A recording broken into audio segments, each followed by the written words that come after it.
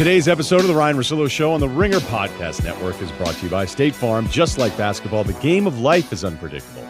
Talk to a State Farm agent and get a teammate who can help you navigate the unexpected. Maybe the unexpected is Golden State being up huge on Denver. Yes, I know no one has ever won the second game of a back-to-back in NBA history. Except, I think Denver was the first team to ever do it in NBA history when they came back and won in overtime against Golden State.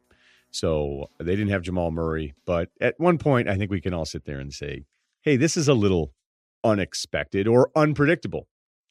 So get a teammate who can help you navigate the unexpected. Talk to a State Farm agent today. I did give a little bit of a shout out to Draymond Green, and man, do people hate Draymond Green. I think a guy who would have had the team success, and I always thought whenever people would say, well, Draymond's a top 10 player, I always thought that was crazy. But I like him, and he's unique to them. But if you paid him max money and said we're going to run our offense through Draymond Green, you would probably be a disappointed fan base. But he's a really special, unique player that does a lot of things that other people don't do. And when I was watching them, and I've been watching them a little bit more just because Golden State's kind of on in some of these windows. And, I'm not sitting there super locked into it because I try to use my time the best I can when it comes to watching games. But I said, what I like about Draymond is he's out there, he's competing, he's yelling, he's fighting, he's trying to, he's still very engaged emotionally. And I don't know that many players with his kind of resume, and meaning team resume, the kind of success that they've had, going into this kind of lost year where you'd expect Golden State to be less emotionally into this, and you'd almost understand it human nature-wise, where you go, look, we're just not really locked in. I would expect that more out of a player with a lot of accomplishments. But what you can't ever deny is that when a guy's a competitor and he's a competitor and it doesn't matter, he's going to be out there fighting. So I gave that, compliment to Draymond, and it was like, nah, we're not. No. People were like, nah, no, thank you. Do not want to compliment him whatsoever. I'm like, okay, not a Draymond Green room. Here is the plan for today. We're going to have KOC, Kevin O'Connor, talking some hoops with us, but I have two things that I want to do. I think I do want to get to the Aaron Hernandez doc on Netflix. I have not finished it. I have wide-ranging thoughts on what I've seen so far. And in today's world, and I've brought this up before, I did it with the Myles Garrett, Mason Rudolph helmet altercation, where it was like, the person that's to be blamed is staring right at us, going, no, you're the one that did the wrong thing. And for whatever reason, now we were in a rush to try to figure out all these different reasons why we can blame somebody else or something else, right? Not just another person, but circumstances. And sometimes it is accurate, and other times it isn't. And I think that's part of the storyline in the Hernandez doc, but not the only one. But I do want to get to that a little bit later. And that has something to do with what happened recently in the news. But the biggest headline so far, remember when we used to talk baseball all the time? Well, this week's Open is about baseball again, but it's about baseball in the way that it reminds us of our youth, depending on how old you are. Now, I'm a little older to say my youth, but the very beginning of my ESPN career in 2006, it was, hey, we're talking baseball. Cool. What do we got? Barry Bonds, steroids. Awesome. Can't wait. Yeah, we're going to lead all 3 hours. No, we're going to lead all 6 hours on this stuff. And that was always one of these weird things where once the steroid thing just beat everybody over the head forever, it's like this is the only national topic we're doing anymore other than A-Rod opting out. There was some A-Rod stuff that was still nationally, and then he was falling apart. So that became kind of a national baseball topic that you could still sell.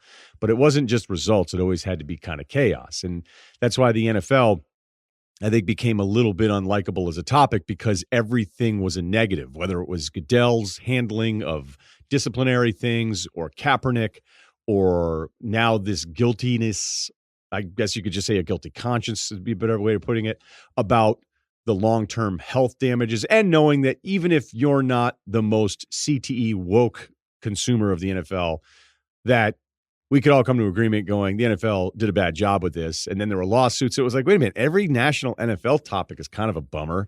Like, at least we can just talk about narcissistic NBA players that are really selfish. So let's just do that instead because it's more fun. And that's kind of what talk became. And it was right out of the birth of just nonstop steroid, PED, baseball stuff, going from the late 90s, early 2000s, and then really peaking with the whole Bonds thing and his pursuit. And now it feels like that again. So it was really nostalgic for me to go through, like, hey, everyone's just bitching and complaining about cheating in baseball. So I'll give you my own personal timeline on this, and I'll set this up by saying when this first came out to this level, not the first rumblings of cheating in baseball with the Houston Astros or the Boston Red Sox, but the first time it was, official. It was November and it was Houston, and everybody that lost to Houston in a playoff series is going, well, what about us, right? Living in LA right now, every other tweet from LA people is somehow the Dodgers got screwed. And maybe the Dodgers got absolutely screwed, but the point I made in November, and I tweeted this out, was I would not get very indignant right now if I were another baseball team fan base, because you're just not quite sure. And I never thought it was I never thought it was just the Astros. I'd heard that Boston, to some level, I'd heard some other teams. I'm not going to share those other teams. This is just casual conversation with guys that I've worked with. It is not, this isn't a report. I'm not a reporter, but I'm just somebody that at times feels comfortable sharing because I know what people are talking about. And this has been going on for a couple of years where people like the Astros are the biggest cheaters going. It's really funny about the Astros, and maybe it isn't funny if you've lost to them, but I just thought that this was funny going back and researching all of this stuff, is that Houston was talking about, this is Reed Ryan, a video on MLB.com, who's the president of the president of business operations. And they were bragging about the new angle for the Root Sports TV broadcast on how the change of the camera in center field would give Astros fans a better angle to watch the game. It also would give the team a much better angle of deciphering signs, and then leading to all the stuff that we're seeing out there where it's, okay, if it's an off-speed pitch, you're going to hear this bang or you're going to hear this whistle in the Yankees playoff series, and these things where it's like, okay, what is cheating, right? Is it all black and white? You're either cheating or you aren't, or are there gray areas? And in baseball, it's been accepted for decades that there are gray area levels of cheating, which are okay. And I think the outside world, no matter what the industry is, whether it's baseball or whether it's a football locker room that handles itself a certain way, whether it's banking fees, whether it's real estate, agent fees with guys with, whether it's professional athletes, or whenever I explain the agent process to somebody who doesn't know my business, I'm like, yeah, this is kind of how it works with an agent. This is what you'd expect them to take. This is kind of how you can work around some of the stuff. And everybody from the outside will say, well, I can't believe, why do you do it that way? You go, well, that's the way it's always been done. And that's always been a default thing for anyone inside the room justifying their actions. But I believe this, and if you don't, then I just think you're wrong. But if you don't believe that every baseball person, whether it's a player, manager, front office person, they've understood accepted levels of the gray area of cheating in baseball. Sign stealing has been okay. Moving a camera around, having it relayed back to a room near the dugout where guys are on massage tables going, all right, by the third or fourth inning, we have their signs, and now we're going to bang a trash can every time in the hallway when it's an off-speed pitch, and you have that Farquhar guy there from the White Sox going, what the hell is going on? Like, these guys are teeing off on these off-speed pitches, and it doesn't make any sense. So when you had that, it felt like the Astros were at extreme level. I don't know what all the Red Sox stuff is. I know that the Apple Watch got banned after a 2017 series where the Yankees accused the Red Sox of stealing signs and using an Apple Watch. The Red Sox said that, well, we didn't really do it that way. Our bad. Like, you knew what you were doing. And then the Yankees, ironically enough, were fined, I believe, from the same series by using the dugout phone the wrong way. And that's also this amazing unintended consequence that we have now with replay, where we have more replay in football than ever before. So PI has been included because of the Saints-Rams play, and now it's not being overturned because of spite. We still don't know what the fuck a catch is.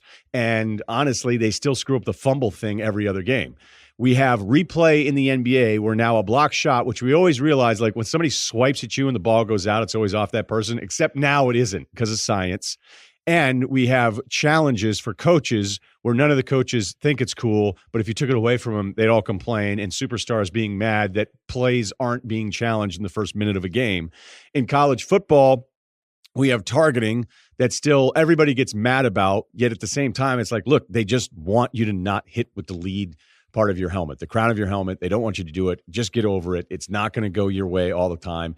And then in baseball, we have advanced technology leading to more and more cheating. So I don't know what the level of the Red Sox thing is. I'd also heard that most teams, not all teams, that most teams, it's not just advanced scouting, but paying people to go ahead and decipher signs and relay that somehow. And I don't know how all of that stuff works, but this appears to have crossed beyond the gray area.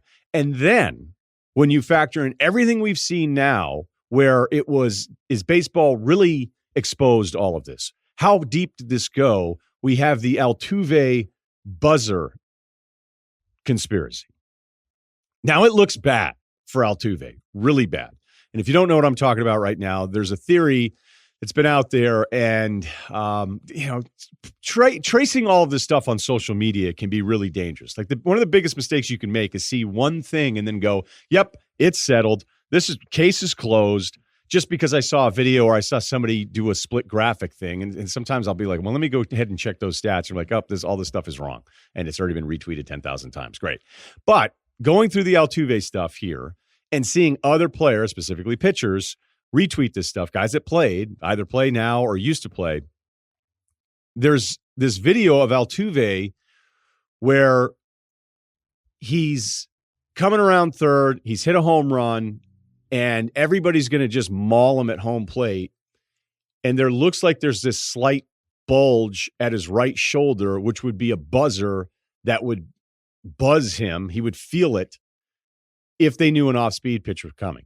So some remote device that would alert him and just, buzz. I'm not going to say it's like one of those ab machine things where you just put it on your abs and you sit around and watch TV and then all of a sudden you have abs because your muscles are being tensed in and out. Really, that stuff is used to try to loosen muscles up before they work on it. But a bunch of idiots, I'm raising my hand too, thought, "Oh, I'm just going to throw this stuff on and have abs in a couple months by playing Madden. This is sick."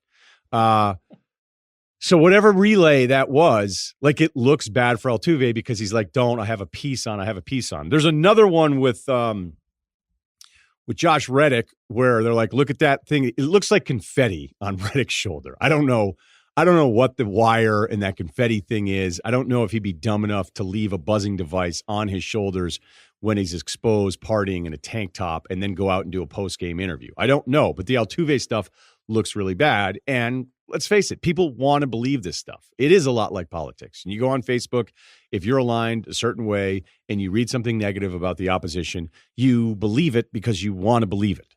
You do. And it's not particular to one side or the other. There have been all sorts of studies. I've read all this stuff. I've been guilty of it too with different stuff. Whereas if I want something to be true, I'm more likely to be tricked. So I think most people, whether you're Dodgers fans, Yankees fans, Red Sox fans, you just gotta lay out on this one for a while here until you know the extent of where you're at. Okay. But I wouldn't, again, get really excited. Like Yankees fans and some people be like, "Well, we weren't involved. We're good." I don't know. I don't know that. I don't think you know that. But I don't know if it's ever going to keep going or if baseball has a thing where it's self-preservation and they go, there's only so far that we want to go on this entire thing. Maybe we don't want to expose Altuve for having an actual buzzing device on his shoulder during games because that's now beyond the gray area. And I think everybody in baseball would say that's beyond the gray area. That if you steal a sign at second base because you've seen 3 or 4 pitches and you put your hand on your outer thigh, which is giving the location to a left-handed hitter by saying, "Hey, it's going to be outside," or your hand on your inside thigh towards second base, trying to give him location. That's stuff that's been accepted. Although there's part of me that wants to think Brian McCann may have been the biggest cheater ever because that fucking guy, okay? He, despite being one of the best offensive catchers in baseball for about 12 years, his numbers are incredible. He's a really good player, but he was the parent that would slap a kid for spilling milk while also totaling his car into an oak tree at his neighbor's house, leaving a country club where he cheated on his wife, okay? Like, that's the level that he would go to if he thought you were stealing signs. So there's a part of me that's rooting for him to be the ultimate cheater in all of this. I don't know if it's true or not, but it's like when you're that outraged all the time because your catcher red-ass guy, you know what? No one's really rooting for you. But I do think it's okay to go, "Hey, some of the cheating's okay, but this isn't because we've not done this before." And I don't think that's a contradiction. If the guys that have been doing this forever are saying, "Yeah, stealing a sign at second or, a little something on your arm, as long as it's not too obvious." I remember the first time I heard Buster Olney say, some hitters would actually want you to have something on your hand on a cold day so you have better control of the baseball as opposed to the baseball going all over the place. I had a hard time with that one at first, but I don't think it's as crazy as it sounds when I first heard it. And that's Buster has been covering this game every day for a really long time, and I haven't. So if you're of the mindset that cheating is cheating is cheating and all of this stuff is the same, I don't think it's because baseball people are disagreeing with you. I just think that you're wrong. And I think you can find ways to rationalize everything. I remember the first time I was traveling for ESPN, and the expense report thing's always one of the biggest nightmares anywhere you ever work, because you're like, all right, who's doing my expense report? How much of a stiff is this guy going to be? What if I'm missing a receipt on any of this stuff? And I remember a TV exec, while we were on the road, went up to Stanford Steve and I, and he was like, hey, are you expensing this? And we're like, yeah, we are. We're expensing this part of it. And he's like, yeah, and what else? And we're like, what? Like, is this guy trying to be funny right now? And he goes, I know how you guys are. You've had extra, actually before Uber and Lyft, it was like, you guys do those extra $20 cab rides. And I'm like, well, no. I go, first of all, I'm making decent money, so I don't need to jeopardize my job for $20, dude. But then I started thinking about it, because then you hear different stories. Like, there was a guy I'd heard about how he lost his job because he kept padding out his expense reports all the time. And I'm telling you, no matter where you've ever been for work that has expense accounts, there's guys doing it, because there's a guy who's sitting there who's justifying it in his head. He goes, you know what? I didn't get that promotion, or they've been shortchanging me for years, or so-and-so has a better deal on this, or this guy gets better hotel rooms, because there's that stuff at ESPN, especially. Like, certain people are in certain hotels and then other people are in different ones. And if it happens to you long enough and you're on the losing side, then you start building up this resentment, and you can start figuring out ways to justify things. Like, I always think that people can do this. But what is different from saying, hey, you know what, that hotel Caesar salad that I had that I'm just going to throw on the expense account because it was $26 and I just feel like doing it. There's a little difference between that and going Lane Price and writing yourself a check for like 10 grand out of a company account and keeping it. And that's what I think we have here. We have the accepted thing. Hey, it's not great. It's kind of doing business the way business has been done. And then there is is Jose Altuve actually connected to some kind of device that leads to home and road splits in the playoffs that are absolutely absurd. And this is what you have in 2017. Altuve home, 472, away, 143. Carlos Correa home, 371 batting average, away, 211. McCann, the sheriff, 300 batting average at home in the 2017 playoffs. He hit 0.37 on the road. And I immediately went and looked it up and said, how many times did McCann get at-bats on the road? He actually had a lot. Some of the other Altuve splits, the OPS is like 1,000 off. Maybe it's just the pitching matchup. Maybe it's just seeing the ball a certain way. Maybe it's good days and bad days. But between the video, the stats, the brazenness, the taking it to a new level that the Astros clearly took this to, I'm willing to believe anything, even as a baseball fan and having no rooting interest for the Astros whatsoever. I don't want to believe that anybody went this far. Conference Championship Week is here. 4 teams, 2 games, so little time left in the season. Don't miss out getting on all the action with DraftKings Sportsbook, America's top-rated sportsbook app. With so much going on this week, DraftKings has great promotions running every day, from odds boosts to free bets. They have it all. This week only, bet on any star player to score the first TD of the game with 10-1 odds. It doesn't get better than that. Plus, DraftKings Sportsbook is a safe and secure betting app. You can deposit and withdraw your funds at your convenience. And to top it all off, DraftKings Sportsbook is offering their best sign-up offer to date. Right now, you won't want to miss this. Download the top-rated DraftKings Sportsbook app now and use the code Russillo, Russillo, when you sign up. For a limited time, all new users can get a sign-up bonus up to $1,000. That's right, DraftKings Sportsbook is going all out with a sign-up bonus up to $1,000. Don't forget, that's code Russillo to get your sign-up bonus up to $1,000. Only at DraftKings Sportsbook. Must be 21 or older. New Jersey, Pennsylvania, and Indiana only. Bonus comprised of a first deposit bonus and a first bet match, each up to $500. Deposit bonus requires 25-time playthrough. Restrictions apply. See DraftKings.com/sportsbook for details. Gambling problem? Call 1-800-GAMBLER, or in Indiana, 1-800-9-WITH-IT. Okay, KOC, let's start with, there's a lot I want to do here, so we'll see how much of it we get to. But I watched Milwaukee last night. I mean, they didn't miss a shot. It felt like forever. And then, don't you think it's kind of funny, and this is already me getting off track, but when a team's up 20 and then the other team gets it close, that people act like this is new or something? Like this league, that's what it is every night with every game. Rarely, and there'd be a great number on this. Like, how often does a team get up 20 and then maintain that lead? I'd say it's less than 5% of the time. And, Boston fans are tricking themselves thinking like, hey, yeah, maybe it feels like you're getting back into this. But, I mean, Milwaukee was just so impressive last night. I don't know. It's just something I'm starting here with. I think in the past you would say, oh, a team let up, but it's not like Milwaukee let up. It's just that's what this game has become with 3-point shots and their regression to the mean that happens. And to what you originally said, though, Milwaukee just shooting the hell out of it. Middleton this season, I think the last 2 years against Boston, shooting nearly 50% from three. It's amazing how Milwaukee seems to just play at their best against Boston, but in many ways, though, it's reflective of what they've been so far this season as a team, on pace for over 70 wins. It feels like what they have now around Giannis just fits perfectly with the amount of shooters that they have on this roster.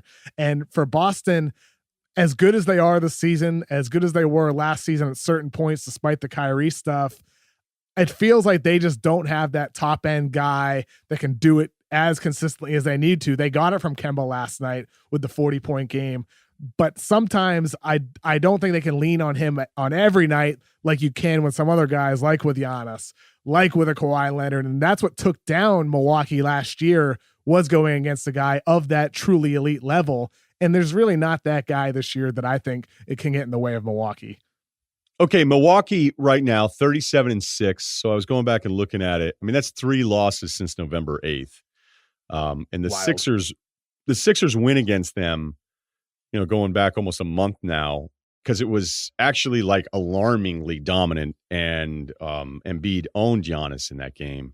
And it gave Sixers fans this hope that, hey, everything's going to work out and that's going to be fine. And that hasn't really been the case for the Sixers. Maybe whatever matchup-wise, we'll figure that out.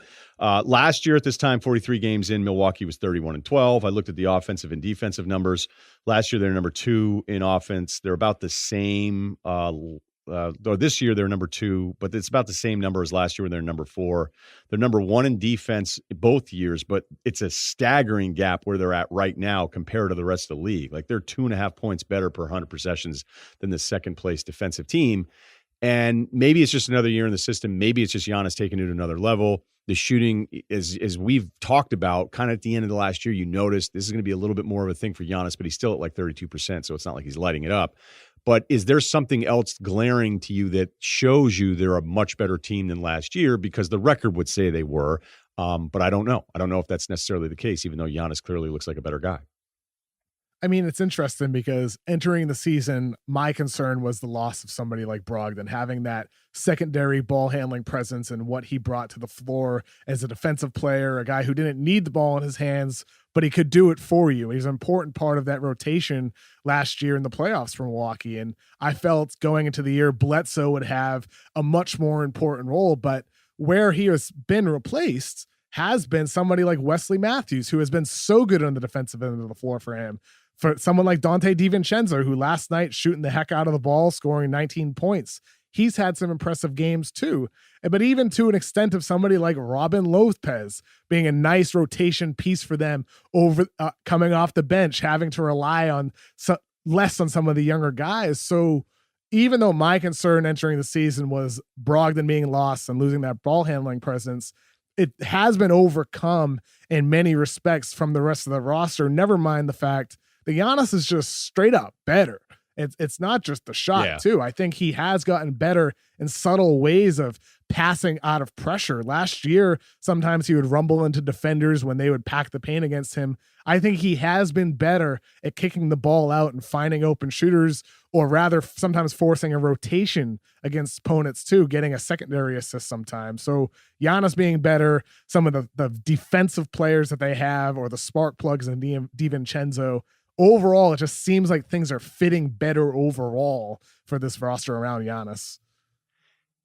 Real quick follow-up on it, because there's more teams that I want to do here, but is there any part of you, and I said this about a month ago, where I'm worried it's a little Denverish, where I don't know what Denver would have to do. Like, they might have to win 70 games in the regular season for me to go, okay, maybe they'll come out of the West. Like, that's just how I feel about Denver. I'm not going to keep apologizing for it, because it ends up kind of being true all the time. Is there any part of that where you look at Milwaukee in a much deeper East at the top, and that despite the record, you feel like there's somebody that's a real threat to them? I picked Philly before the season to come out of the East, and I'm still intrigued by them if they're able to click on all cylinders on the defensive end of the floor in the postseason. I thought Josh Richardson would take a bit more of a leap. That hasn't happened, so I'm a little bit cooler on them than I was before the year. I think Miami would need to make a move. I mentioned what I said about Boston earlier. Kemba's really, really good. Last night he was great. I just don't think he's that guy that took down Milwaukee last year. Kawhi Leonard was just unbelievable in taking them down. He's somebody who can carry a team regardless of the defense he faces. I'm not quite sure Boston can do that yet. And I don't think that guy, that individual elite player, is going to get in their way this postseason unless rosters change, unless injuries happen. But right now, no, I don't think so, Ryan. Why? You seem to still have some hesitations about them, like you do with Denver in the West?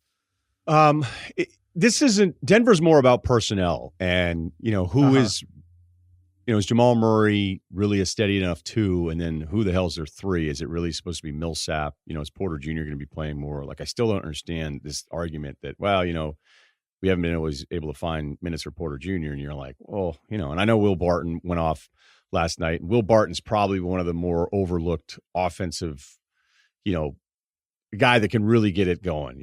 I don't know if he's in the Flip Murray category, but you know what I mean? Like guys that you're like, what did he get last night? Like that guy got 35 again. Like what the hell? But he's one of those spark plugs, a guy who can swing a game for you. I'd also like to nominate Will Barton for first team All NBA. Talks a lot that you wouldn't expect. Like throughout the game, you're like, man, Will Barton is talking to the refs the entire game. Anyway, I don't want to get distracted on that.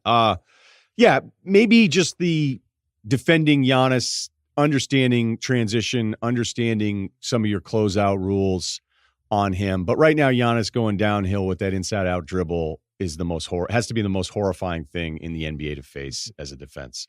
When you're backpedaling a little bit and he's coming downhill at you, I don't think there's anything scarier in the league right now than that. But I wonder if it's, playing them, say, 6 or 7 games in a row, I just think the league has gotten to a point where the playoffs are so much more different now than what we see in the regular season. I think there's a bigger gap between the two styles of basketball than I can ever remember as somebody who watched these games. Do you buy the improvement from Giannis as a shooter? His free throw shooting has fallen off recently. 3-point shooting has slipped a little bit from what it was in December. I just think I think it's a comfort thing where it just looks better. The free throw thing I have no explanation for. But we've seen some guys recover the free throw thing. Maybe not big guys, but it sounds like you're very skeptical. I guess it just, when we started seeing glimpses of him kind of dribbling into his shot and going, wow, he's really going for this. Like this is a comfort thing now. So just the fact that it looked more comfortable, even though you're right, like I was looking at the numbers this morning going, all right, am I supposed to be that excited at 32%? But he looked like a guy who might be 25% and it wasn't even an option. So I think the fact that it's even an option, but sometimes when you're at 32, that's the worst you can be at because now you start taking it more, thinking you're good at it. And now you're just missing them. Sure. And with Giannis, one of the things I looked at a couple of weeks back with an article I wrote on The Ringer was his numbers mostly really only improved off of one dribble from 3-point range. He likes getting in that one dribble off the left hand into his 3-point shot.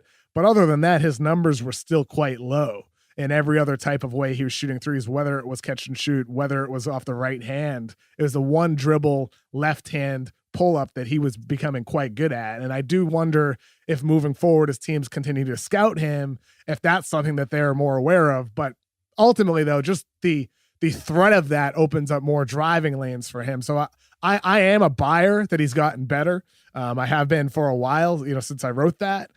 But I do wonder what happens when defense are scouting him and how they do maybe just bait him into taking that, or maybe that's one shot that they're willing to try to take away. And going through all of this isn't, I don't think it's an anti-Bucks thing. It's just when you're 37-6, there'd probably be no hesitation about another team that's already done it. And those are just the rules. That's not specific to Bucks fans that are going to be annoyed, as they always are. That's, if you had won already, then everybody would be like, who's going to beat these guys? And that's just what happens. I mean, it's in every single sport. Nobody really believes in you until you've already done it. I mean, even Golden State down 2-1 to Memphis, and it's like, these soft outside shooters, ignoring the fact they're one of the best defensive teams in the NBA, but they hadn't done it yet. So this isn't new. And as I always point out, these are the rules. So I'd have to pick somebody else. The Miami home road splits are getting weirder and weirder. Philly's your 6th seed right now. I don't know that I feel like doing the same Philadelphia segment that we've all probably been doing now for a while. I would like to go further on Boston in that, this has been a nice run, but it's the second easiest schedule based on the stuff I was looking at to this point of the season. Yeah, they lost to Philly and Milwaukee last night, but they had a weird loss to a Washington team that seems to be more competitive despite no one knowing who's on it. The San Antonio loss where they're down 22-3, I think, at the start of the game. A Detroit loss in there. But it's not just Kemba and a handful of games missed for him. And then Jalen was out last night. Marcus Smart has missed 25% of the season. Hayward's played 24 or 40 games, and he hasn't been the same guy since he's been back. The shooting's got a little bit better. I, like you probably, because we both love the draft, a lot of how I talk or feel about a player is just based purely on what I thought he could be, and then maybe even changing my mind again. And I like Tatum so much. That rookie year was incredible. And then last year we could blame Kyrie. I feel like I've had to, and I've been saying this now for about a month or so, I've had to kind of reset what I think Tatum's ceiling is going to be, because there are some awful, awful nights, and it's still happening. I know he had the 40 against New Orleans, but there's too many 5 for 18 nights in there for somebody that's supposed to be, at least was flirting with the idea of maybe being a top 10 player in this league. I don't think that's ever happening now. Interesting. He's still 21 though. And he has gotten better as a shooter every year since he was in high school, extending his range every single season. I know there's a lot of dud nights for him. To me, I'm mostly concerned about the at-rim finishing aspect. And that's something that hasn't gotten significantly better at all. And that's the hallmark trait of great scorers who do it consistently and don't have those 5 for 18 nights that you mentioned, their ability to get to the basket if their shot's not falling and either finish there or draw fouls. And that's an area Tatum is lacking most. But I still look at him in his third season, despite some changes every single year. First year, of course, making the run that they did with Kyrie out. Last year, the Kyrie debacle. And then this year, largely a brand new system, a new roster to built around him. It's hard for a young guy to develop in that. And yet he has become a very, very good defensive player after he was a average or negative defender at Duke. And that's a plus for him. He has gotten better as a shooter from distance. And I think for him overall, if you're looking at what he can be at 25, 26 years old, I haven't wavered from my pre-draft belief when I had him ranked second behind Markelle Fultz. There are some concerns with the at-rim finishing, but I still think the skills are there for him to be a real dynamic scorer in this league.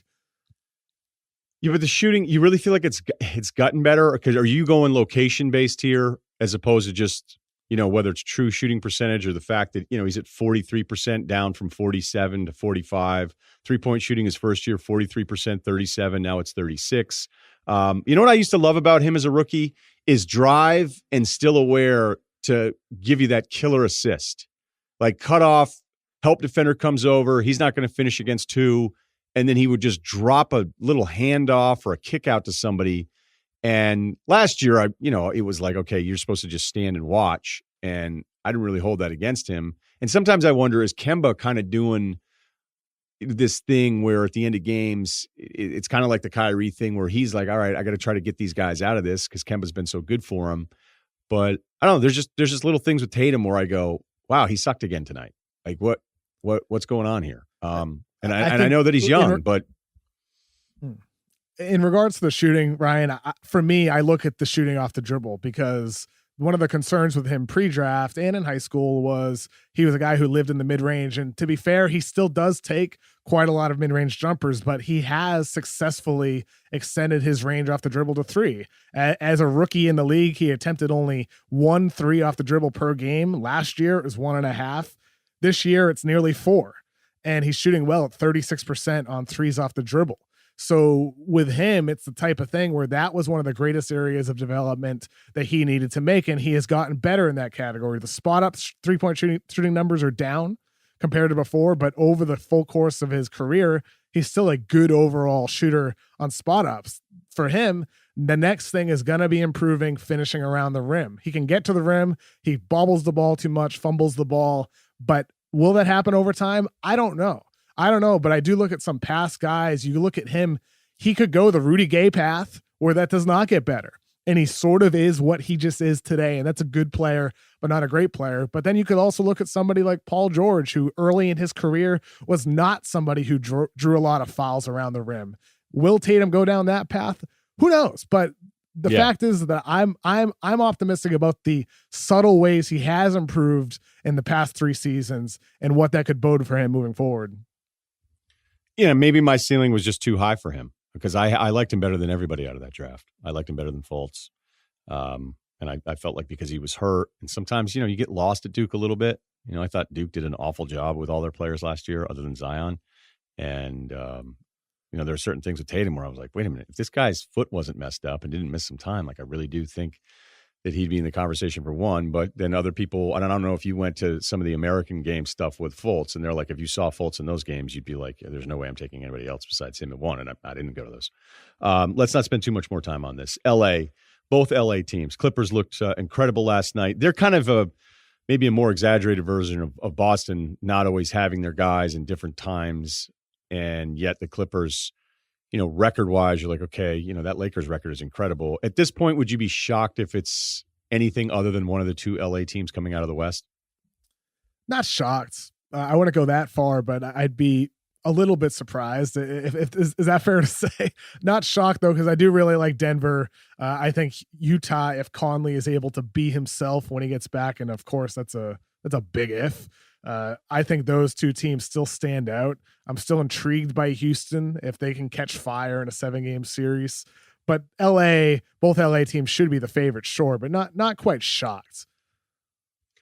I'm at the point where I'd be shocked. I've already said what I've said about Denver. Okay. I picked Utah because I didn't want to be just somebody else picking either the Clippers or Lakers against the Sixers. So I went Utah Sixers. And so I'm in this weird position where I say, halfway through the season, the Clippers are probably even better what their record is. This Lakers thing's incredible. I do worry a little bit about who they'll be with LeBron towards the end of the year, but I think he's done a really good job in watching these games and kind of managing himself. The defensive stuff with LeBron is kind of funny because I think he has these burst moments, but he's not exerting himself for the full 30-plus minutes, and he shouldn't be. Like, I think he's really smart about how he's gone about it. And, Davis, this is kind of a fluky injury, not necessarily like a longer-term thing. But Utah, and who cares about last night's game against New Orleans, but this streak is against bad teams other than I think the Clippers win in there. And I can't imagine that I'm going to be all the way back in on Utah challenging one of those LA teams until I actually see Conley resemble something like we saw the Conley that was in Memphis, because he's been bad and yet they're winning all these games without him. And I'm like open-minded. So I'm in this weird thing of like, wait a minute, do you hate Utah or do you love Utah? Because you picked them to come out of the West and now you're not all the way back in with this win streak, because I'm just not. I know how well they shoot it. I know the defense has improved after a sluggish start. I know they're figuring out their closing group a lot better here because that's just hard when you add a guy like Bogdanovich and a couple other ball handling pieces. You're not quite sure how you want to close the games. I think they figured that whole part out. And, if I allowed myself to have kind of what's the floor and ceiling for Donovan Mitchell, and it always happens with young players, we're like, oh my God, what's this guy going to be the next Dwayne Wade? And then you're like, wait a minute, is he sort of like a more likable Westbrook? No, but you know what I mean? Like, there are moments where Mitchell would be like forcing stuff and you go, okay, so we're not going to criticize him because he's new, but we're all going to crush Westbrook. Like, what's really different here? It's like, well, because one guy's been doing it a lot longer and he's meaner to people. But Mitchell is just another reminder in that New Orleans game, like the back and forth that he and Brandon Ingram had. I'm not going to say it was Dominique Byrd, but it was as great as a two-man kind of duel that we've seen in the league in a regular season game in a long time. So that's me staying. I still don't know about Utah, but I believe in the full version of Utah if we ever get to see it. Well, isn't that exactly what they got Conley for, though? Because you do have a guy in Mitchell who can go back and forth, but he can't always do that. And Conley, you got him because with Memphis for the past 6-7 years, he's been one of the league's best pick and roll players, whether it's as a scorer, pulling up to shoot from three, he can get into his floater for mid-range, good at getting to the rim, or he's a very good playmaker too, who could make life easier on Mitchell and get him easier shots. And so I'm right there with you. Even during this win streak, I've been talking with Verno every week. This is encouraging. This is good to see the team getting on track.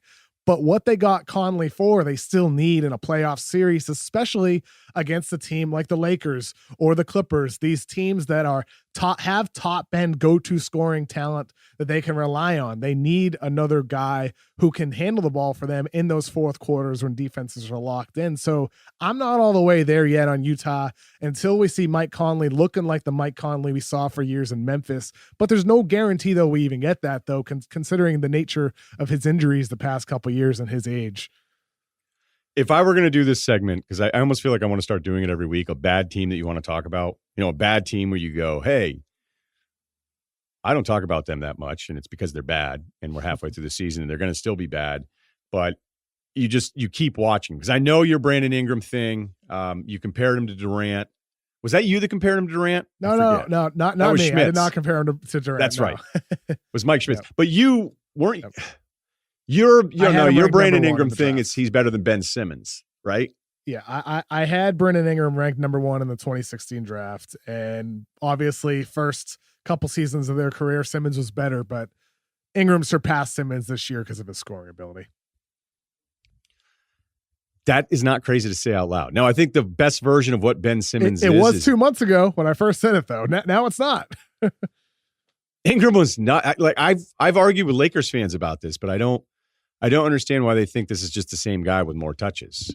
Like his freedom, just the way he conducts himself out there. And then, he got Ingles going the wrong way. He's driving. He looked like he could finish, and he still found, I forget who. Oh, it was Favors on a dunk on the baseline. And I'm like, his passing to Favors last night was so good. It was unbelievable. So Ingram was one of those who I did like. I liked, despite his frame, that he was willing to take on all sorts of contact, and then he just sort of floats and floats. So maybe I'm contradicting my Tatum thoughts here a little bit. But do you think it's just more opportunities? Do you think it's not in the shadow of LeBron, or do you think he's actually just improved? Because there's a lot of technical stuff there that tell you he's changed his shot prep before the catch. I mean, to me, he looks like a different guy, and it's not just the numbers. I think with Ingram, he's the same but brand new in the sense that he has always been this guy who's lanky, who takes long strides to the rim, can get to the basket, and that's what he improved over his first 3 years with the Lakers, was getting to the basket, finishing at the rim, drawing fouls, finishing through contact. He got better there, but the shot did not get better until he went to New Orleans. And I talked to him last Saturday when he was in Boston for the article I wrote this week on The Ringer, and he just gave so much credit to Pelicans assistant coach Fred Vinson. They spent a month this past summer working together after Ingram was traded to New Orleans, and they worked on raising his release, getting him into his shot quicker. And Ingram said to me, he's always felt that he's a shooter, but he knew for a long time that his form needed to get better. And if you look at his shot at Duke compared to where it is now, it's drastically different. Never mind what it was from last year to this year. And a lot of that comes to the work he put in with Fred Vinson starting during the summer. And to me, like, we talk so much about with the draft and everything about guys who need to change their mechanics. LaMelo Ball, that's going to be the conversation this year with him. Can he change his form to become a better shooter? Guys, sometimes they just need the right coach, the right guidance in order to make things click. Ingram always had touch, always had confidence. It's just now he found somebody who has helped tweak his form in a way that's helped to really make things click for him. And it's nice to see it actually working for him, shooting the way he has, 40% from 3, 86% from the line, still doing all the other things that he did well with LA. He was this guy in some ways. It's just the shot has unleashed him in ways that it couldn't have before. So everything's clicked for him in a way that may not have had he not been connected with a shooting coach like Vincent. Do you have anything on Houston that's worth saying? That's not this, because, we asked this question 2 weeks ago. Maybe we're going, hey, they're figuring some things out. And then with the loss against the Pelicans, it turned into, hey, we need to stay in the locker room and have another team meeting about this. I don't know that I have anything new to say about Houston, so I'm giving you the floor here. I just look at that game versus Memphis earlier in the week, and granted, Westbrook was out in that, but the lack of depth Houston has compared to even a team like Memphis that just has the 8 seed was pretty apparent to me. And I don't know if that matters as much in the postseason, but we have seen it matter in impacting how Harden's durability is later in the postseason, how his energy is. And I wish for Houston that they did have more support for those guys. So in a January game against Memphis, you don't have to play Harden for 39 minutes and have him have to take on so much of the load that he has to do. I have a hard time looking at a team with the depth and thinking things could be different in the postseason. And I should have said the Portland game is when they stayed in the locker room after, because that was the Melo revenge game. And that's right. Your 19-22 Memphis Grizzlies are one game ahead of the Spurs in that 8th spot. And God, all these teams are like 4 games apart. I mean, Sacramento's 4 out of the playoffs right now at 15-26. Okay, last thing here. Trade deadline stuff. I don't know that Jeff Teague was what Trae Young was asking for, although I think Trae Young asking for help, maybe a record for the shortest amount of time a player has been like, I can't do this by myself here. What else? Covington has turned into like one of the most overrated players maybe ever. It just, there's always surprises. There's always plenty of stuff that we don't know. But if I hear another Malik Beasley update, I'm going to hurt somebody because it just there's not enough names here. Come on, Russillo. I love Beasley. Oh, I know he had a he had a nice game the other night. I think and the thing is, when you look at Beasley's like raw shooting numbers, you're like, wait a minute, why couldn't this guy help somebody? He's at 40% from 3 and all of his analytic numbers suck unless there's other ones that I haven't found yet. And when Denver's like, between the Harris and Murray stuff, maybe they just go, we can't do this for Beasley here too. I'm not as sold on Beasley. I just think the names right now have been the same names for months, and it's not all that exciting. Well, that's where I feel with Andre Drummond. It's like, I don't understand why so many teams supposedly want him. Making $28 million. Yes, he's an elite rebounder, but you can get a quality center for $5 million. You can get Zubats. You can get Daniel Tice. You can get Brooke Lopez, Robin Lopez, all these teams that have quality centers, JaVale McGee, Dwight Howard, for that matter. Dwight Howard. You can get quality centers for cheap, man. Like, I don't understand all the hoopla around Drummond. And like you mentioned, you're tired of Beasley. I'm tired of hearing about what teams would want to trade for Drummond. I don't see the appeal there. I'd rather have the conversation be about like the Beasleys of the world, these guys who can be on the 7th, 8th, 9th, man on your roster and can help make a little bit of an impact. To me, Drummond, for the dollar value, I don't see why anybody would want him at all. Yeah, he's 28.7 next year, which is a player option. And unless you know something with the agent ahead of time, but as the smart people pointed out, there's only a few teams with cap space, and they're not really that attractive unless all of a sudden people love the Knicks again, and nobody has seemed to do that here for a while. So I don't disagree with you on the Drummond thing. I think it's just kind of that common thing that happens in the NBA with contracts, and I've always kind of said how when you're trading for somebody who's going to be a free agent, the argument's, well, you got to pay him. And then if you're trading with somebody who has 3 years left on their contract, and it's probably a decent enough number if the player's any good, and it's like, nobody wants that contract. It's like nobody wants anybody else's contract, but then nobody wants anybody in a short-term deal. And Drummond at 28.7 next year is way too much. But if it's for 1 year, then people can talk themselves into it. It's the same thing as the Chris Paul thing. Like that last number at $44 million scares everybody. But if it's a 1-and-1, say next summer or this upcoming summer, then it's going to be like, it's only 2 years left on the deal. We're like, this was the scariest contract in the league for 6 months, and now everybody's cool with it. And the same thing will happen with Westbrook at some point, because I believe that too, even though he has the extra year versus Chris. So go ahead. I was going to say, I think with Chris Paul, though, yes, the contract is a lot, and that's scary on the back end of that, especially considering his durability. He's 34. But what he has shown this year with OKC, though, it has to be encouraging, though, that he can at least age well through this deal. Yeah, and he doesn't want to, I'd heard some stuff recently about Paul and how they wanted to manage him in his minutes, Kevin, and he was like, look, that's just not what I'm going to do. Like, I'm not going to do that. Like, I don't want to play that way. That's just not what I do. And I know the injury stuff and all the little nicks and all these things, but I mean, he's out there and I don't want to say, cause I've been such a big Chris Paul fan, but if you look at their 4 and the 4 being healthy with the development of Shea, like this is not crazy that they're competitive. I think some of their fourth quarter numbers and how good they are compared to the best teams in the league, like that's like, oh my God, they're up there with the Lakers and the Bucks and some of these stuff. Boston was up there a lot. I haven't checked it in the fourth quarter numbers recently, But, Paul originally wasn't going to go there. It wasn't like he could force himself from not going there, but there were other places he'd want to go. But it is working out. It's working out for everybody right now. And I think it's kind of nice for all the crap that Thunder fans dealt with. And I'm certainly guilty of it, because I just be like, how could you continue to like this Westbrook thing? I think it's you know what I mean? Like, I think it's kind of funny to see Thunder fans go, you know what, this isn't so bad. This isn't so bad. And, to have Paul George and hear about how much he loves fishing and he's going to stay there and he really connected with the down home lifestyle. And it's like, nah, fuck this.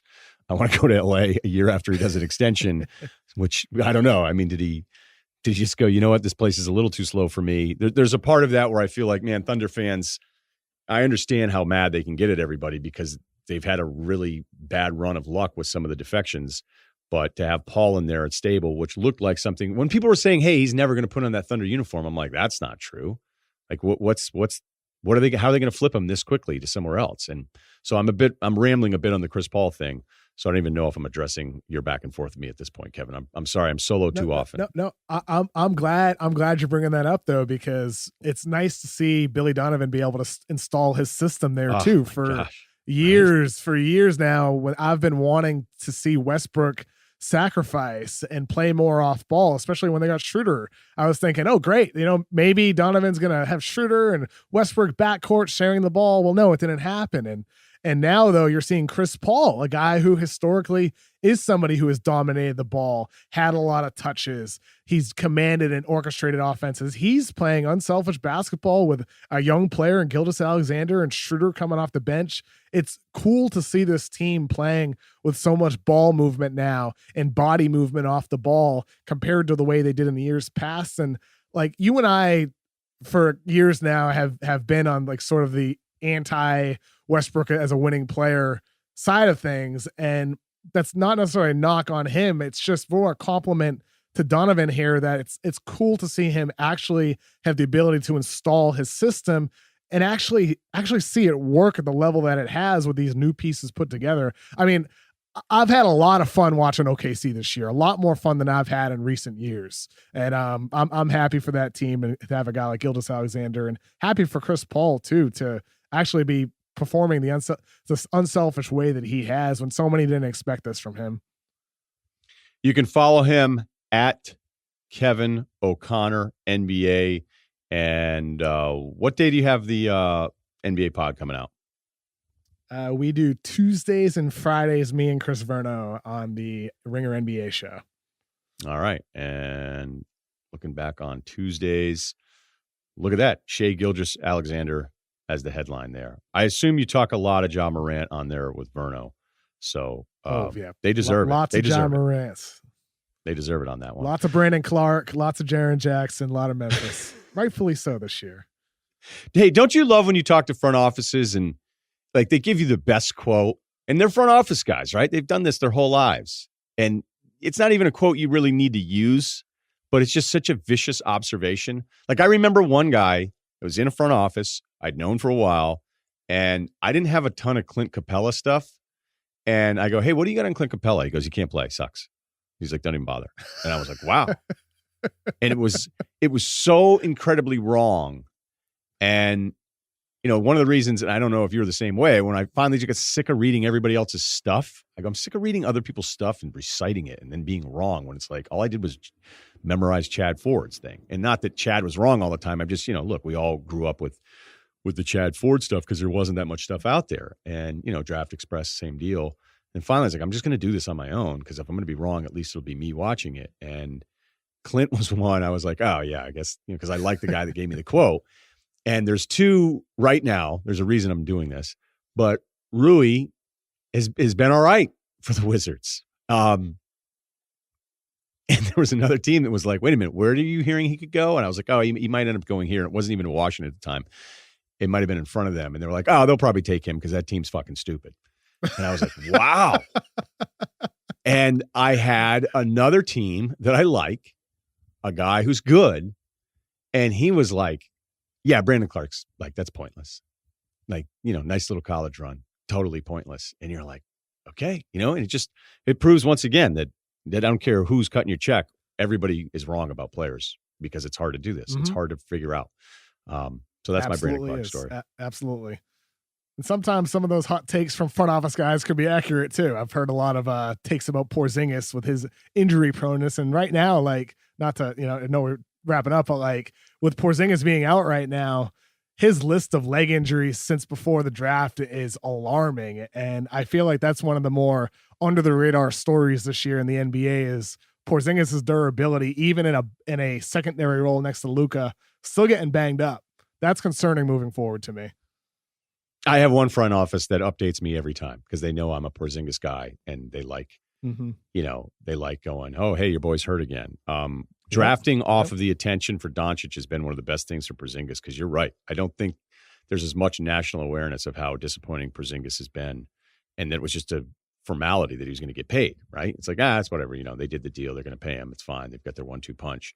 And Porzingis really wasn't doing much. And then he had a little stretch there where I was like, oh, okay, it's coming around. It's coming around. But he's going to just have a different role because he's never going to be the one there. And Luka's so smart with the ball and ball dominant. But yeah, there are teams, and that's when it starts to feel petty, though, when a team's like, oh, okay, cool. You sent me a text because Porzingis' leg is hurt again. I got it, dude. I got it. But then I also want to be like, you thought he was going to be an absolute bust before the draft, and you were like, that's more wrong. You got the player wrong. I got the player right. Now he's hurt all the time. So those are two different things. Hey, Kev, thanks a lot again. Check out the NBA Ringer show that is Tuesdays and Fridays. Thank you, Russillo. Appreciate it, man. I want to give you a little bit of a recap, so it could be a little spoiler alert on the Aaron Hernandez doc, but most of you kind of know how that story goes. Before we do that, though, Bank United wants you to go for more. Enter for a chance to win $54,000 if a team goes for two and completes the 2-point conversion during the big game on February 2nd. All you have to do is follow @BankUnited on Twitter and tweet @BankUnited your answer to what would you do with $54,000 using the hashtag #GoForMore54. Everyone has a chance to win. The more tweets you send, the more chances you have of winning. And if a team completes a 2-point conversion, you could win. Again, follow Bank United on Twitter. Tweet @BankUnited your answer to what would you do with $54,000 using the hashtag #GoForMore54. There's only one prize. Many may enter, but only one may win. Must be at least 18 years of age to enter. For official rules, visit www.goformore54.com. That's go for more, the number 54.com. Bank United, NA member, FDIC. Neither Twitter nor the NFL entities have offered, administered, endorsed, or sponsored this sweepstakes in any way. I want to talk a little bit about this Aaron Hernandez doc because the way we assign blame now in society, I find fascinating. I have touched on this before, where the person who is to be blamed is staring right at us, and yet we have so many voices trying to figure out a way to blame someone else.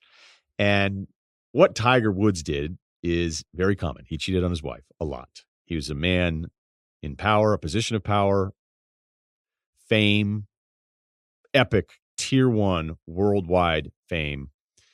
And that is attractive.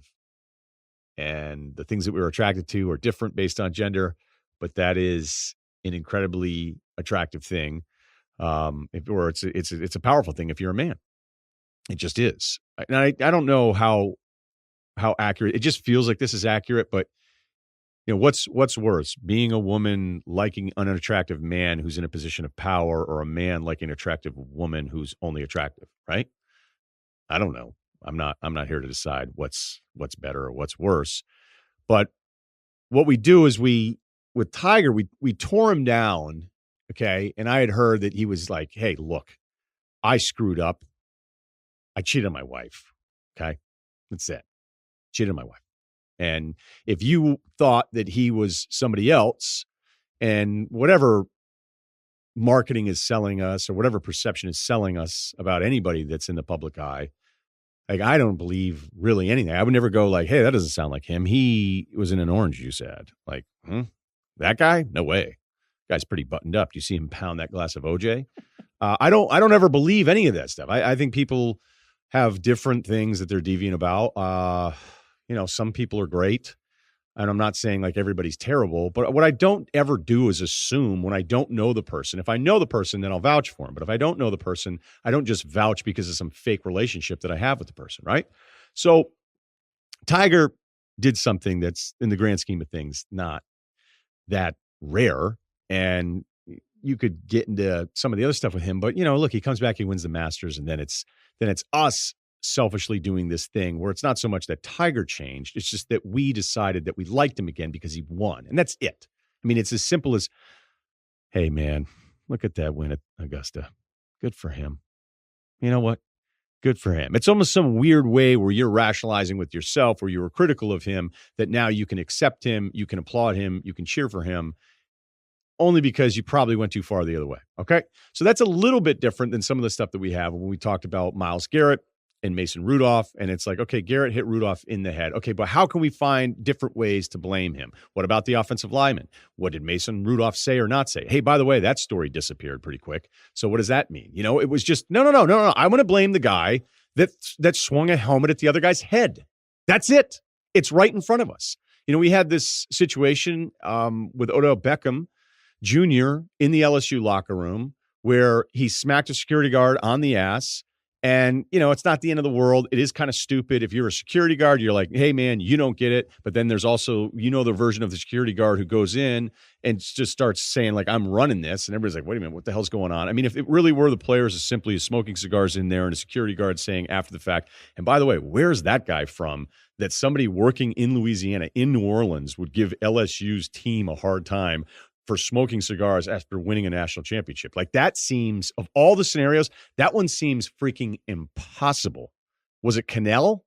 Was Danny Cannell in there? Was he working part-time as a security guard? Because that's the only way I could come up with any version of that where a guy was actually getting mad at LSU, and then Odell Beckham Jr. smacks him on the ass, and then a warrant is issued for his arrest. That seems aggressive, and I'm actually shocked that somebody at LSU or the whole thing collectively wouldn't be like, hey, look, he's an LSU player. He did something stupid. We shouldn't do it. But yet I heard a reporter the other day going, well, wait a minute. Why is the security guard in there? Like, so that's where it starts. It's not that Odell did something he probably shouldn't do, whether it's a cop, security guard, or whatever. It was kind of disrespectful. And then it turns into, why is the security guard in the room? Like, that's what you're doing? And in a much more extreme example for something far greater, so in no way am I comparing the three incidents, but watching part of the Aaron Hernandez doc, it is happening again.